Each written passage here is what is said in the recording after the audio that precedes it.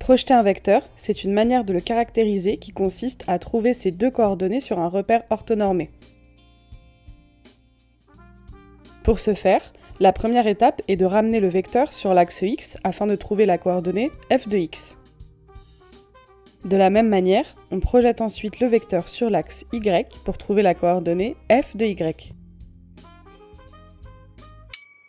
Ici, nous allons utiliser les propriétés trigonométriques du triangle rectangle. Si tu n'as pas vu la vidéo numéro 2 sur la trigonométrie, je t'invite à aller la regarder maintenant.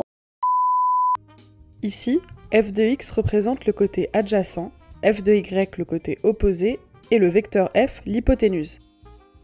Pour calculer la coordonnée f de x, on utilise la propriété trigonométrique du cosinus de alpha qui est égal au côté adjacent sur l'hypoténuse. Dans notre situation, cela correspond à f de x sur f. Pour savoir combien vaut la coordonnée f de x, on inverse les termes dans la formule et on découvre que f de x est égal à f fois le cosinus de alpha. Pour trouver f de y, on utilise la propriété du sinus de alpha qui est égal au côté opposé sur l'hypoténuse. Dans notre situation, cela correspond à f de y sur f. Comme pour la coordonnée f de x, on inverse les termes dans la formule et on découvre que la coordonnée f de y est égale à f fois sinus de alpha. Il est important de bien faire attention aux signes. Ici, tout est positif, mais ce ne sera pas toujours le cas. Passons maintenant à l'exemple du vecteur horizontal.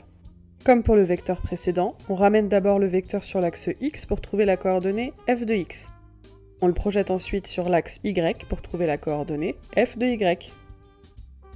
Sur la base de ce que nous avons fait précédemment, je te propose de prendre un moment pour essayer de trouver par toi-même les valeurs des coordonnées de ce vecteur. Ici, on voit bien que f de x est égal à la norme de f et que f de y est égal à 0. Cette fois encore, il est important de faire attention aux signes. Ici, f de x est égal à plus f. Intéressons-nous maintenant à un vecteur vertical. Comme pour les deux premiers, on ramène ce vecteur sur l'axe x afin de trouver la coordonnée f de x, puis on le projette sur l'axe y afin de trouver la coordonnée f de y. De nouveau, je t'invite à prendre un instant afin de déterminer par toi-même les coordonnées de ce vecteur vertical. Ici, f de x est égal à 0 et f de y est égal à la norme de f. Mais attention au signe, ici, elle est égale à moins la norme de f. Ce qu'il faut retenir, projeter un vecteur, c'est trouver ces deux coordonnées sur un repère orthonormé. Les étapes à suivre sont toujours les mêmes, mais les résultats changent en fonction du vecteur et il est très important de faire bien attention aux signes.